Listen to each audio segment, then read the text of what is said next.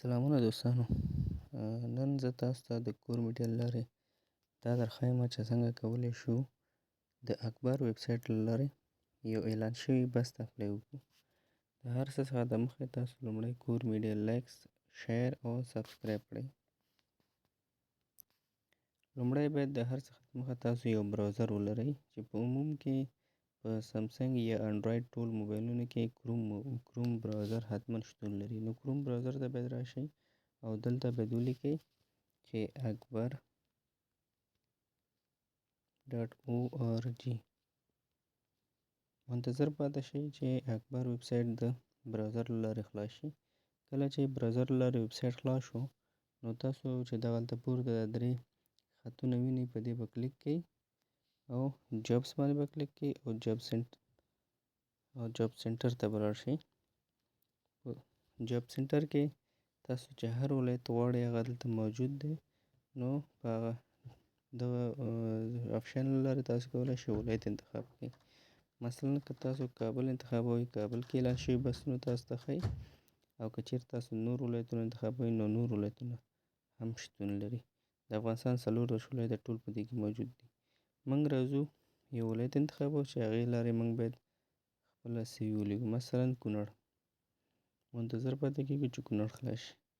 کله چې کونړ خلاص شو لاندې را کې وځو، اعلان شوي وظایف وروسته له دغه اعلاناتو چې پاس موجود دي، د اعلاناتو نه بعد موږ ته دا وظایف راښيي. دلته مجموعاً ټوټل فکر کوم چې 8 دانې بسونه اعلان شوي دي. نو موږ په یو بس ته اپلای کوو. د دې لپاره چې یو بس ته اپلای وکړو نو په هماغه مربوطه بس باندې کلیک کوو.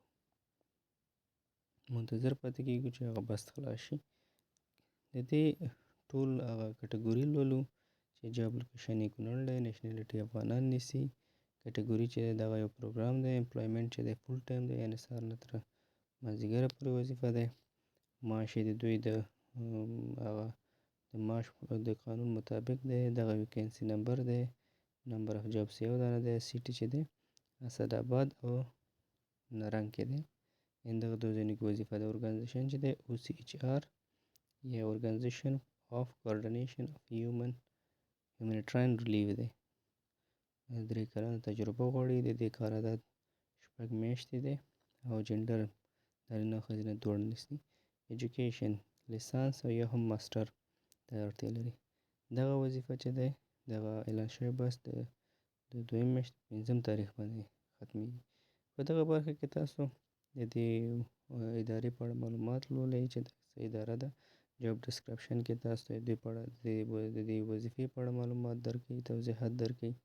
اکثره وخت کې دغه سوالونه هم دغه جاب ډسکرپشن نه راځي. تاسو باید چې هر وخت اپلای کوئ دغه معلومات ځان سره وساتئ. مثلا زه غواړم دې ته اپلای وکړم، خو مخکې له دې چې زه اپلای وکړم باید سبمیشن ګایډلاین حتما ولولم، ځکه اکثره دلته ماته ښایي. نو دغه ځای کې چې تاسو وینئ لیکلي دي چې پوزیشن او ویکینسي نمبر باید تاسو حتما دلته په سبجیکټ کې ولیکئ. راځو دې ته اپلای کوو. په دې ایمیل باندې کلیک کوو یا د ایمیل که چېرته په ایمیل زور ونیسو نو د ایمیل ټول سلیکټ کېږي او دلته موږ ته ایمیل راځي.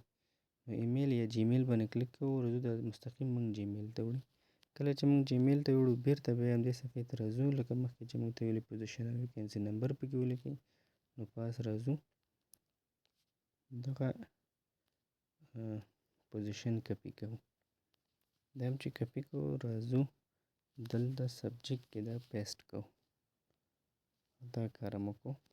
دغلته یو مسافه ورکوو یا فاصله ورکوو او راځو ویکینسي نمبر چې دی هغه هم کپي کوو. کله هم چې دا کپي کوو بیرته دا په سبجیکټ کې پیسټ کوو. کله هم چې دا پیسټ کوو نو دا ټول کپي کوو. راځو خپله سی وي باید موږ په یو معلوم فولډر کې اچولي وي، لکه دلته چې ما په ډاکومنټ کې اچولی. راځم دغه د ارشاد په نوم سی وي اوپن کوم. منتظر پاتې کېږو چې تر څو دا اوپن شي. کله چې دا سی وي اوپن شوه نو دغلته کلیک کوم. په دغه ځای کې چې دغه کور لیټر مخکې نه ما جوړ کړی دی نو په دغه برخه کې دغه پیسټ کوم. کله مې چې دا پیسټ کوم مطمئن شم چې زما ټول ډیټا دلته راغلی نو د لاندې کلیک کوم، شفټ نیسم او پاس جګیږم. تر څو دغه برخه ټوله کاپي کړم. کله مې چې دا کاپي کړم دلته باید تاسو متوجه اوسئ تر څو خپله دغه ایډیټ شوي سی وي یو ځل ثبت کړئ. نو دلته تاسو ته وایي چې دا باید تاسو په دغه معلوم ځای کې ځان لپاره ثبت کړئ. بالکل زه یې دغلته ځان ته ثبت کوم. نو ارشاد سی وي یو په نوم دغه ما سره ثبت شو. کله چې دا ثبت شو بیرته راځم خپل ایمیل ته. په دې کمپوز برخه کې هغه څه چې موږ ځان سره کاپي کړي هغه دلته پیسټ کوم. دا کار مې وکړو. اوس راځم دې ته خپله سی وي اټیچ کوم. په اټیچ برخه باندې کلیک کوم، اټیچ فایل، او بیا دلته تاسو وینئ چې زما آخري سی وي دلته موجوده ده. خو بیا هم یو ځل زه ځم همغه فولډر نه ستاسو د ښود لپاره راخلم. دلته ما ډاکومنټس کې تیار ده ثبت کړي دي. نو ډاکومنټس ته ځم او ارشاد سی وي 1 چې دغلته ښکاري ما ته په دې کلیک کوم. کله مې چې په دې کلیک کړه نو زه یو ځل بیا باید دغه ټول خپل معلومات چک کړم چې صحیح دي او که صحیح نه دي. وروسته له دې چې مطمئن شم صحیح دي په دې برخه باندې کلیک کوم او خپله سی وي دغه مربوطه ارګان ته لیږم. زما سی وي ولېږل شو.